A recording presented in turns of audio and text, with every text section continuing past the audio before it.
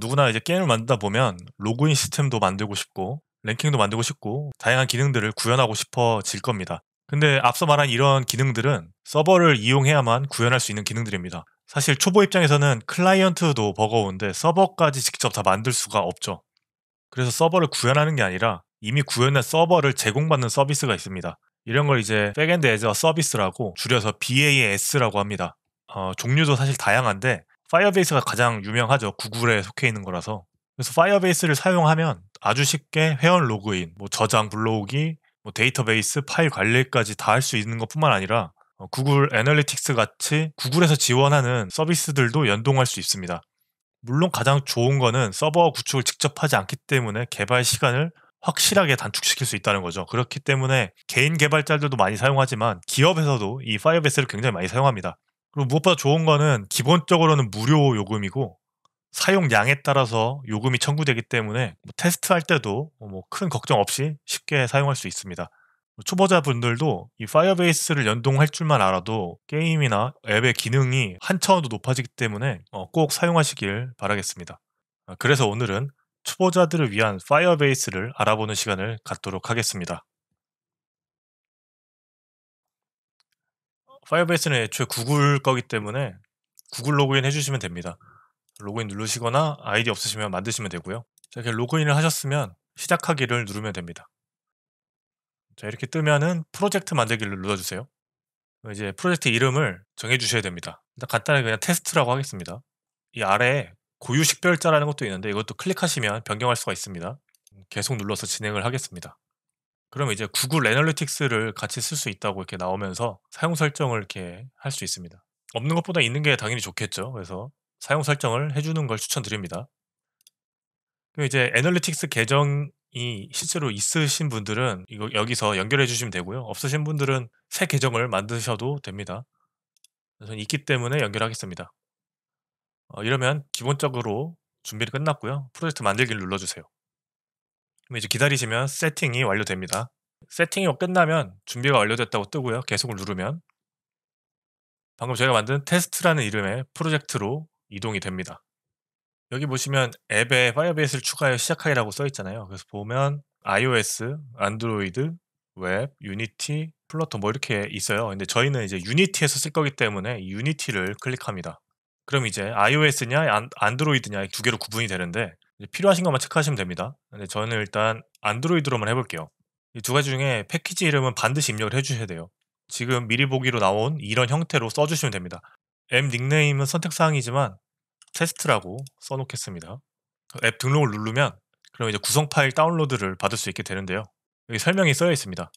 이걸 다운받아서 에셋 폴더에 넣어주시면 되는 겁니다. 그래서 일단 다운로드를 해볼게요.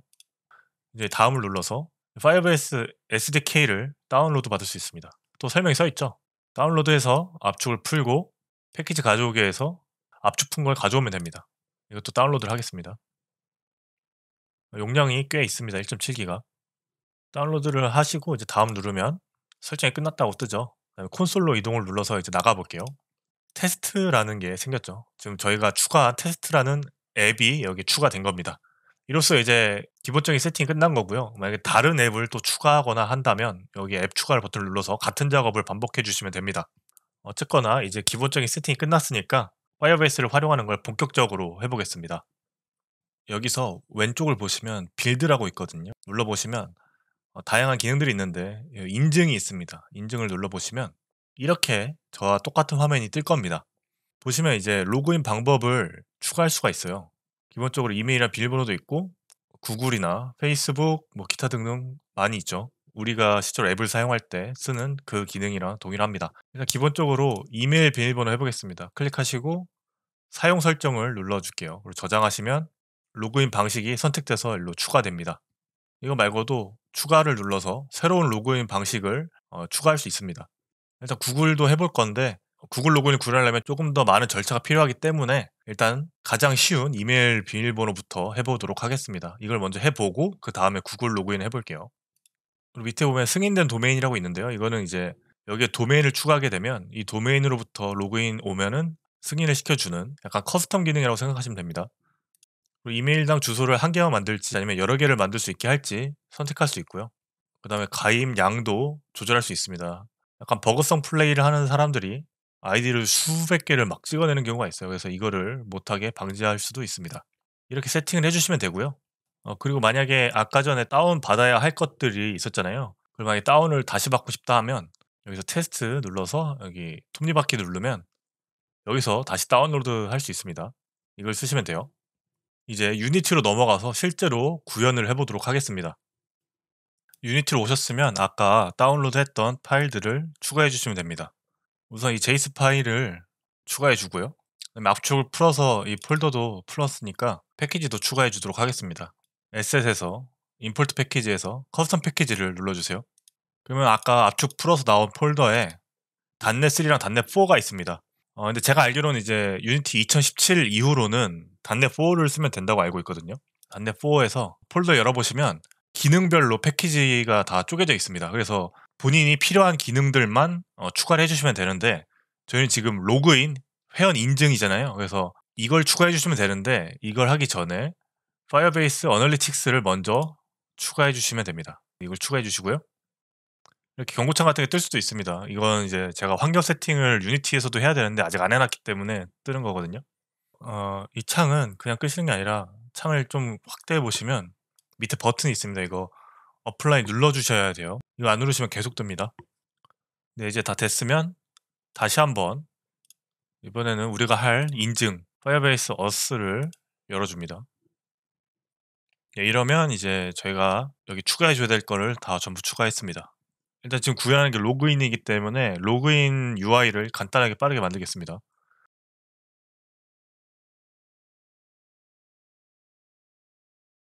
네, UI를 이렇게 간단하게 만들었고요. 이메일과 비밀번호를 입력받아서 계정을 생성하거나 계정을 이미 생성했다면 로그인을 하는 방식으로 만들 겁니다. 일단 가장 간단한 방식부터 구현을 해보고 조금씩 고도화하는 방식으로 설명을 드리도록 하겠습니다. 우선 기능 구현을 위해서 스크립트를 만들게요. 이름은 Firebase Auth Manager라고 하겠습니다. 자, 일단은 저희가 패키지를 추가했기 때문에 유징에 Firebase Auth를 추가해 줍니다. 사용할 변수를 몇 개 선회해 줘야 됩니다. Firebase Auth의 Auth, Firebase 유저의 유저, 이 두 개가 필요합니다. 간단하게 주석을 추가하면 자, 이렇게 해주고 스타트에서는 Auth의 Firebase Auth의 디폴트 인스턴스를 연결해 줍니다. 자, 이러면 이제 Firebase 사용하기 위한 기본 준비는 끝났고요. 업데이트는 지워주시고 저희가 구현해야 할 기능이 3개죠. 회원가입, 로그인, 로그아웃 함수를 만들어줍니다. 이 3개를 구현해주면 되겠죠. 로그아웃은 엄청 간단합니다. auth sign out이라고 있습니다. 이렇게 하면 로그아웃이 자동으로 됩니다. 이제 디버그 하나 찍으면 되겠죠. 자, 이렇게 됐고 같은 방식으로 이제 계정 생성과 로그인을 구현해 보겠습니다. 근데 생성하고 로그인 할 때는 두 가지가 필요하죠. 이메일하고 비밀번호가 필요합니다. 유니티에서 이제 인풋 필드를 만들어 놨잖아요. 이 연결을 받아서 사용하도록 하겠습니다. using unity engine UI 써주시고 public 필드에 이메일 이렇게 써주면 되겠죠. 복사해서 패스워드 이렇게 써줍니다. 자, 됐고 이제 기능 구현을 해보겠습니다. 이 두 가지를 활용해서 계정 생성은 똑같이 us 써주시고요. create 쓰시면 create user with email and password asynch라고 있습니다. 매개 변수로는 아까 말했던 이메일과 패스워드가 필요합니다. 그래서 이메일에 텍스트랑 패스워드에 텍스트를 넣어주면 되겠죠. 그 다음에 continue with 써줍니다. continue with 같은 경우에는 여기 보시면 태스크를 쓰라고 하잖아요. 태스크 중괄호를 써줍니다. 사실 이게 지금 에이싱크랑 태스크가 나와서 당황하실 수도 있는데 혹시나 모르시더라도 그냥 따라 하시면 이해하실 수 있을 겁니다. 그리고 이 중괄호 안에다가 우리가 이제 실행할 과정들을 적어주시면 돼요. 조건물을 먼저 적겠습니다. 태스크가 이제 캔슬 때 취소되거나 취소되는 경우가 있습니다. 디버그 회원가입 취소 이유가 어떻게 됐거나 회원가입이 중간에 취소가 되면 밑에 절차가 진행되면 안 되겠죠. 그래서 리턴 칩니다. 취소만 있는 게 아니라 아예 실패도 있습니다. 실패가 되면 마찬가지로 리턴 해주면 되겠죠. 근데 그 실패는 이유가 좀 많이 있습니다.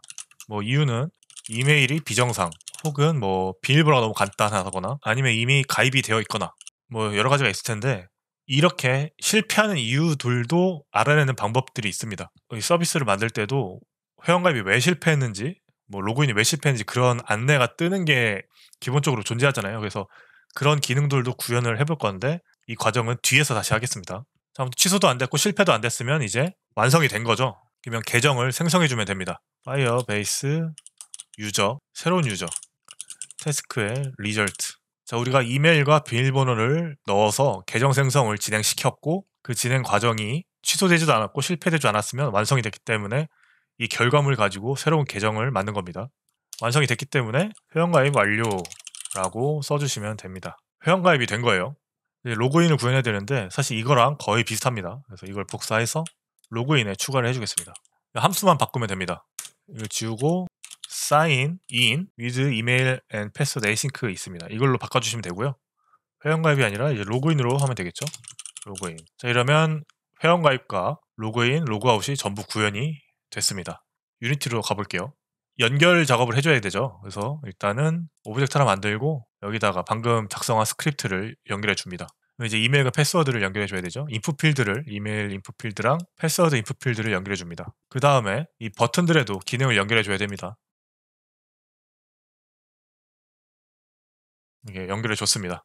자, 이제 플레이를 눌러서 한번 테스트를 해볼게요.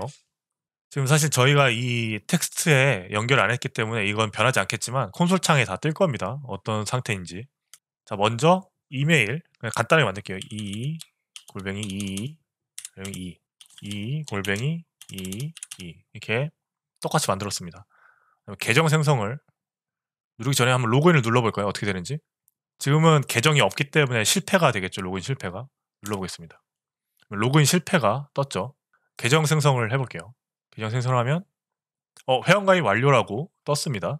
이러면 어떤 일이 벌어진 거냐? 저희 파이어베이스 아까 사이트 보시면은 이거 다시 인증에 들어가 볼게요. 그러면은 유저에 방금 저희가 가입한 2골뱅이2.2가 등록이 됐죠. 이메일이 추가된 겁니다. 자, 그러면 이제 로그인을 해볼까요? 로그인을 누르면 로그인 완료가 됩니다. 아까 회원 계정 생성한 걸로 로그인 된 거죠. 로그아웃을 누르면 로그아웃이 됐습니다. 이번에 333으로 만들었습니다. 그래서 계정 생성을 하면 계정 회원가입이 완료됐다고 뜨고 다시 여기 와서 새로 고침을 눌러보시면 333이 추가된 걸 볼 수 있죠. 구현했던 것들이 전부 동작을 하고 있습니다. 실제로 UI상에서는 변화를 좀 느낄 수는 없지만 콘솔 창에서 다 반응을 제대로 하고 있죠. 그래서 로그인이 완성되면 씬을 바꾸거나 해서 로그인된 계정을 사용하면 됩니다.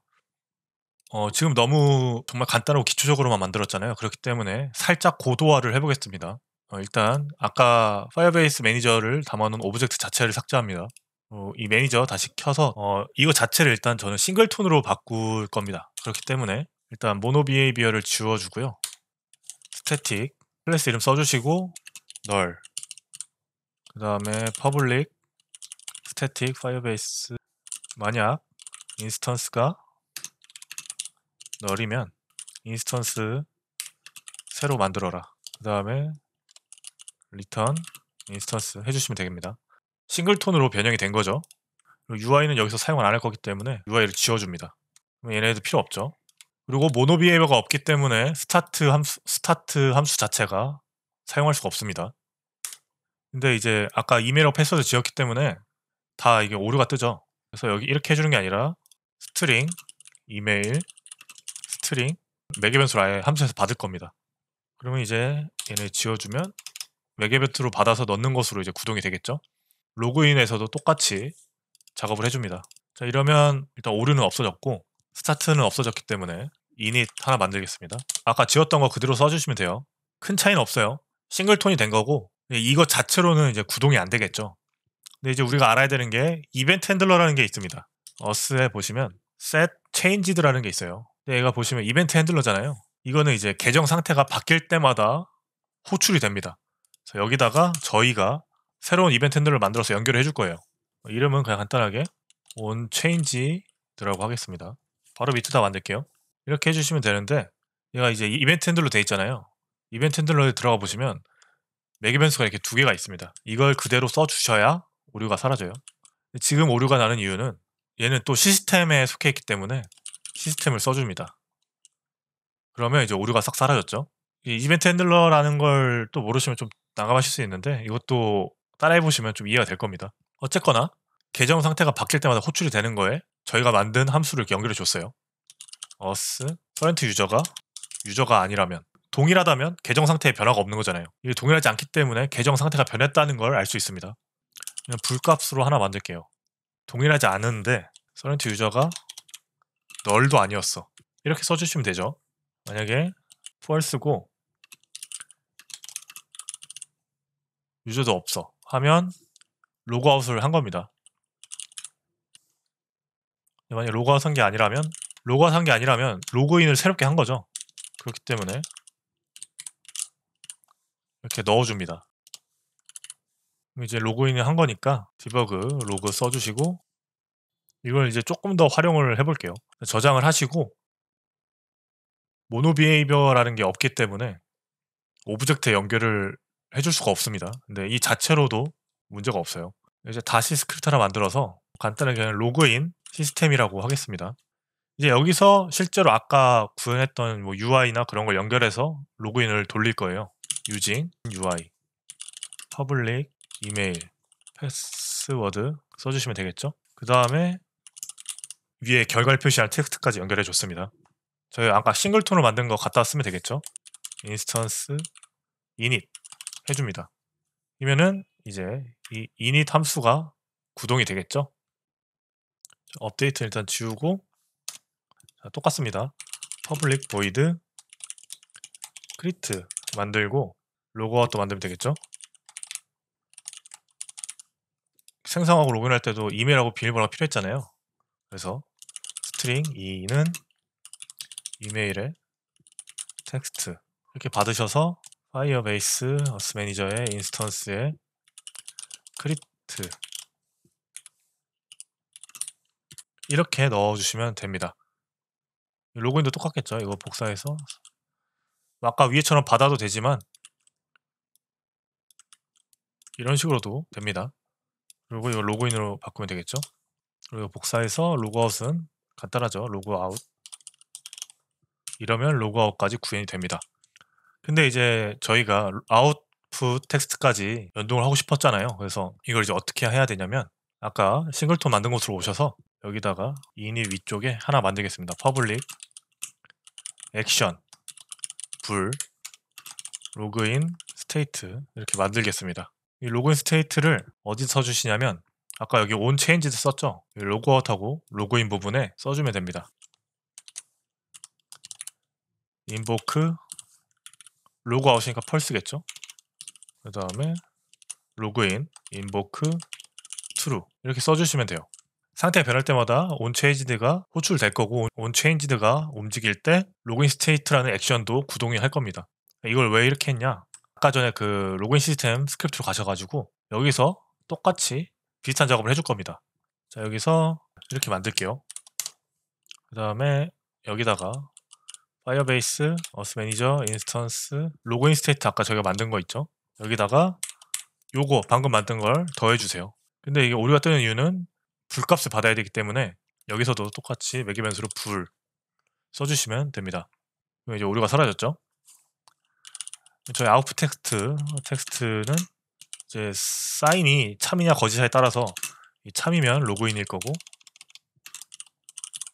거짓이면 로그아웃이겠죠?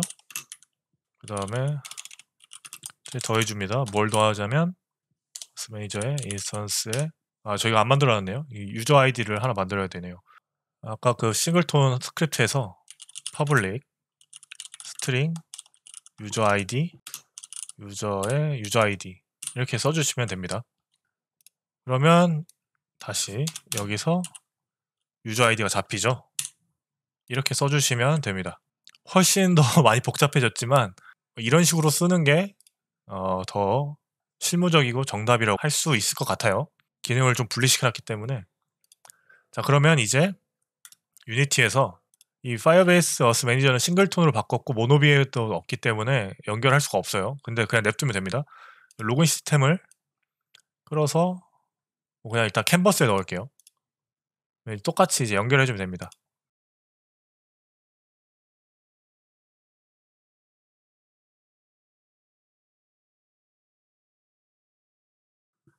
저장해 주시고 플레이 해볼게요.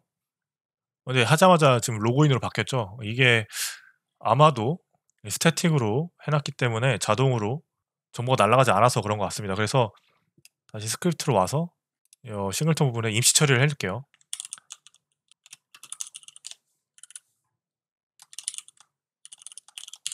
임시 처리했습니다. 그래서 다시 이제 플레이를 눌러볼게요. 로그아웃이 됐네요. 자, 이제 여기서 아까 걸로 로그인 해볼게요. 그리고 로그인을 하면 이제 로그인 정보가 이렇게 뜹니다. 이런 식으로 고도화를 해주시면 되고요. 이 고도화 부분이 필요했는지는 모르겠네요. 아무튼 자, 어쨌거나 이제 이메일 비밀번호는 여기서 완료를 하고요. 네, 이제 다음번에는 구글 연동 같은 걸 한번 추가적으로 해보도록 하겠습니다. 감사합니다.